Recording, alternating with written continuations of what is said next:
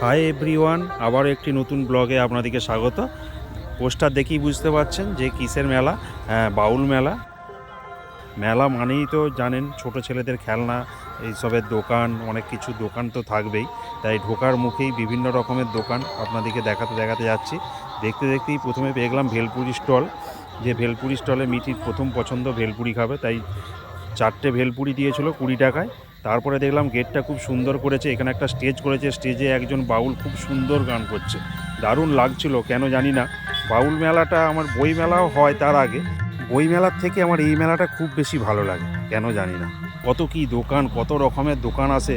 চলুন আপনাদের সাথে এই দোকানগুলো দেখুন, কত রকমের দোকান এসছে। এটা হচ্ছে কাগজের ফুলের দোকান। এটা কত সুন্দরভাবে মেলাটা সাজিয়েছে। এই যে মাটির পুতুলের দোকান, এইখান থেকে একটা কিনেছি, সেটা আপনাদেরকে লাস্টে দেখাচ্ছি। এগুলো মাটির জিনিসের দোকান। এইটা একটা কাঠের উপর, এইটা বেতের দোকান। কত রকম মেলাতে দোকান আছে, আমার এইটা খুব ভালো লাগে যে এত সুন্দর সুন্দর কারুকার্য করা শিল্পী, এত সুন্দর সুন্দর। এই যে এখানে একটা পাঁপড়ের দোকান এসেছিলো, যেটা আমরা এই যে পাঁপড় কিনেছি, রসুন পাঁপড় 20 টাকা প্যাকেট। আর এইখানে ছিল কৃষ্ণর জন্য অনেক রকম চেলির মতো ছিল, এগুলো কিছু কিনিনি আমরা, শেষ পর্যন্ত নিলাম। গোটা মেলাটাকে আগে ঘুরে দেখাই, তারপরে দেখাচ্ছি শেষ পর্যন্ত আমরা কি নিলাম। পুরো মেলার চত্বরটা আপনাদের সাথে শেয়ার করছি। দেখুন, ভালোই লোকের বেশ সমাগম হয়েছে।